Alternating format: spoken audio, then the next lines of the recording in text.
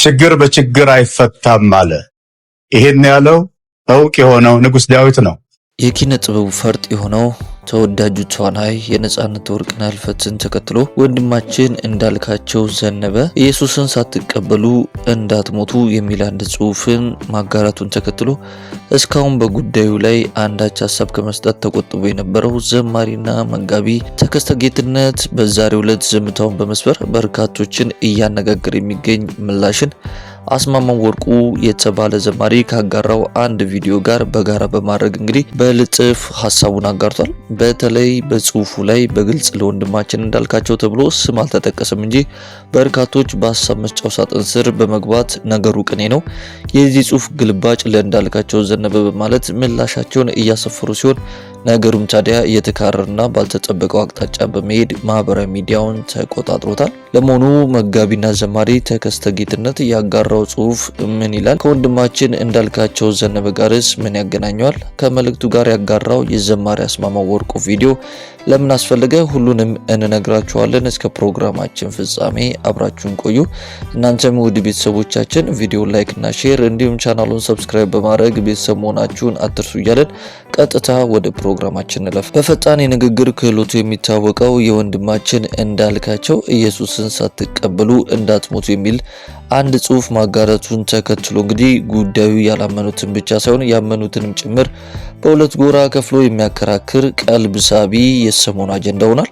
አንዳንዶች ይህ ንግግር በሰው ቁስል እንጨት መስደድ እንጂ ወንጌል ሰበክ አይደለም በማለት ሲናገሩ ተመልክተናል። ሌሎች ደግሞ ባጸፋው ወንጌል ጊዜና ወቅት የለውም፣ በየትኛውም ጊዜና ሁኔታ ይሰበካል እያሉ እየተከራከሩ በሚገኙበት በዚህ ጊዜ ላይ ዘማሪና መጋቢ ተከስተ ጌትነት ዝምታውን በመስበር ከ204,000 በላይ ተከታዮችን ባፈራበት የራሱ የፌስቡክ ማህበራዊ ድረገጽ ላይ ይበልጥ ነገሩን መነጋገሪያ የሚያደርግ አንድ ጽሁፍን እንደዚህ ሲል አጋርቷል። ጽሁፉም እንደዚህ ይነበባል። የነጻነት እረፍት ልብን በሀዘን ሰንጥቆ የሚያልፍ ከባድ መርዶ ነበረ።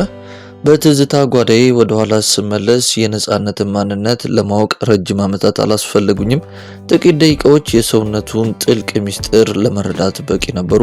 ከነጻነት ጋር ለመጀመሪያ ጊዜ የተገናኘ ነው በባዕድ ሀገር ምድር ከሲያትል ዋሽንግተን ወደ ፖርትላንድ በምናደርገው ጉዞ ነበረ። በአንድ የነዳጅ ማደያ ሱፐርማርኬት ውስጥ ከጓደኛዬ ከሳሚ ተስፋኤል ሚካኤል ጋር እየገባን ሳለን አገኘነውና የታላቅ አርቲስትነቱን ከፍታ ከቁብ ሳይቆጥር በፍጹም ትህትናና ሽቁጥቁጥ ባለ አክብሮት ሳሚ ተኬ ደህና ናችሁ ብሎ ሞቅ ያለ ሰላምታውን እየሰጠን ያቺ ቅጽበት የሱን ማረፍ አስመልክቶ በአይነ ህሊናዬ ትመላለሳለች። ሁለተኛው ግንኙነታችንም እዚሁ አዲስ አበባ ውስጥ ነበረ። በሁለቱም አጋጣሚዎች የታዘብኩት አንድ እውነት ቢኖር ነጻነት ለሰው ልጅ ያለው ክብር ከዘርና ከሃይማኖት በላይ መሆኑ ነው። ዛሬንን አጭር ማስታወሻ እንድከትብ ያነሳሳኝ መጋቢ እና ዘማሪ አስማማው ወርቁ ስለ እናቱ ህልፈትና በዚያ አስቸጋሪ ወቅት ስላጋጠመው ሁኔታ የተናገረውን ልብ የሚነካ ቪዲዮ በማየቴ ነው። በዚሁ አጋጣሚ በአካለ ስጋ ብዙም ሳልጠግባት ያለፈችውን እናቴን አስታውሶኛል። አንድ ሰው ባመነበት እምነት ውስጥ ሰከን ሲልና መንፈሱ ሲበስል ርህራሄና ምህረት ከውስጡ መፍለቁ የማይቀር ነው። እንደ ነጻነት ያሉ ህዝብን በታማኝነት ያገለገሉና በመልካም ስብዕናቸው የታወቁ ሰዎች ሲያልፉ ቀርቶ ለሰው ልጅ በሙሉ ልንራራ ይገባናል። ክርስትና የፍቅርና የርህራሄ መንገድ ነው። አላዛር በሞተ ጊዜ ማርያም በእንባ ታጥባ አንተ በዚህ ብትኖር ኖሮ ወንድሜ ባልሞተም ነበር ስትል ጌታ ኢየሱስ አብሯት አለቀሰ እንጂ በቁስሏ ላይ እንጨት አልሰደደባትም። በሐዘኗ ላይ ሌላ ሐዘን የሚጨምር ቃል አልተናገረም። እኛም ከኢየሱስ የምንማረው ይህንን የርህራሄ ጥበብ ነው። አስሜ አንተ የተባረክነ ይህ የሐዘን መግለጫ የብዙዎችን ልብ እንደሚነካና እውነተኛውን የሰውነት ዋጋ የሚያስታውስ እንደሚሆን አስባለሁ። በዚሁ አጋጣሚ የኢቢኤስ ቲቪ አስተዳደር እንዲሁም ልዩ ልዩ ፕሮግራሞችን በማቅረብ የምታገለግሉ የሙያ አጋሮቹ ሐዘናችሁን በልዩ ልዩ መንገድ የገለጣችሁ የሀገሬ ልጆች በሙሉ በተግባር ስለተገለጠው ፍቅራችሁ አክብሮቴ ጥልቅ ነው። ለነጻነት ቤተሰቦች፣ ለወዳጆቹ፣ ለጥበብ አፍቃሪ በሙሉ መጽናናትን እመኛለሁ።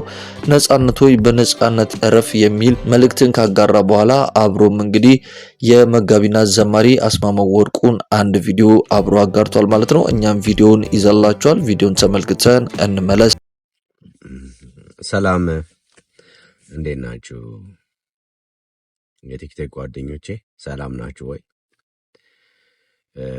አርቲስት ነጻነት ወርቅነህ በማረፉ በጣም የተሰማኝን ሐዘን ለወዳጆቹ ለቤተሰቦቹና ለሙያ አድናቂዎቹ መግለጽ ፈልጋለሁ።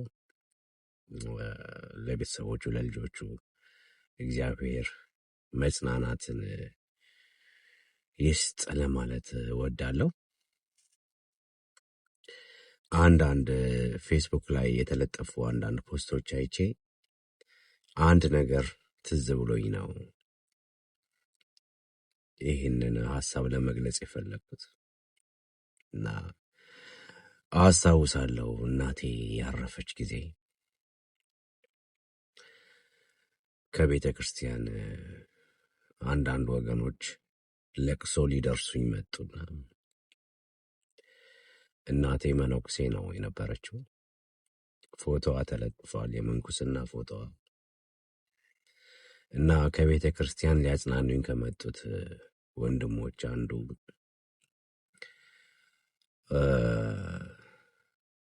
ጠጋ አለኝና በጌታ ናቸው ብሎ ጠየቀኝ እና ምን ብዬ ልመልስለት አዝኛለሁ። ጥያቄው ማናዶኛል እና በጣም ስለተበሳጨው አይ በጌታ አይደለችም አስነሳትና ጌታን አስቀበላት አልኩት። አንዳንድ ጊዜ ሰው በሐዘን ውስጥ እያለ ያለፈው አለፈ፣ ከዚህ ዓለም በሞት የተለየውም ተለየ። በሕይወት በቁም ያለውን ሰው ግን መርዳትና ማጽናናት የክርስቲያን ባህሪ ነው። በሰው ልጆች ሞት የገዛ ሃይማኖትን ለመትከል መሞከር ደካማነት ነው እና የኔ ቢጤ ወንድሞች ባካችሁ እንዲህ አይነት ጊዜ ላይ እንኳን ትንሽ እንደ ሰው አዝነን ለሞተ ቤተሰብ መጽናናትን እንመኝላለሁ። ስላዳመጣችሁኝ አመሰግናለሁ።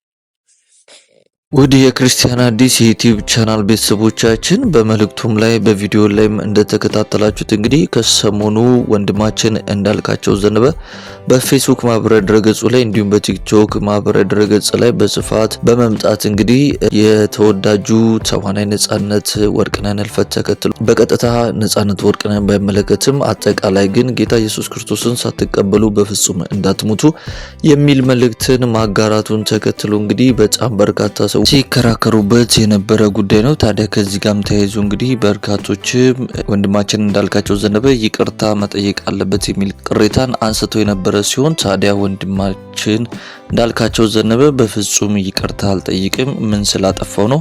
ወንጌል በጊዜውም አለጊዜውም ይሰበካል፣ ስለዚህ ወንጌልን የተናገርኩት በማለት ምላሽን ሰጥተዋል ማለት ነው። ታዲያ ከዚህ ጋር ተያይዞም እንግዲህ ጽሁፋቸውን ካሰፈሩት ወገኖች መካከል በዛሬው ዕለት ደግሞ የተወደደው ዘማሪና መጋቢ ተከስተ ጌትነት እንግዲህ አንድ ጽሁፍን በፌስቡክ ማህበራዊ ድረገጹ ላይ አጋርቷል ማለት ነው። ይህም ጽሁፍ በፌስቡክ ማህበራዊ ድረገጽ ላይ ከተጋራ በኋላ አሁንም ነገሩ እንግዲህ እንደ አዲስ እየተወራበትና መነጋገሪያ ሆኗል ማለት ነው። እስቲ እናንተስ ውድ ቤተሰቦቻችን በዚህ ጉዳይ ላይ ምን ትላላችሁ? ሀሳብና አስተያየታችሁን በቅንነት በሀሳብ መስጫ ሳጥን ላይ ብታስቀምጡልን እኛም ሀሳባችሁን የምንመለከት መሆኑን መግለጽ እንፈልጋለን። ውድ የክርስቲያን አዲስ የዩቲዩብ ቻናል ቤተሰቦቻችን በዛሬው ፕሮግራማችን እንግዲህ ከሰሞኑ በተለያዩ ማህበራዊ ሚዲያዎች ላይ ማለትም በፌስቡክን ጨምሮ በቲክቶክ ላይ መነጋገሪያ ሆኖ በነበረው ጉዳይ ላይ እንግዲህ እስካሁን ዝም ብሎ የነበረውና ምንም ሀሳብ ከመስጠት ተቆጥቦ የነበረው በጣም የምንወደውና የምናከብረው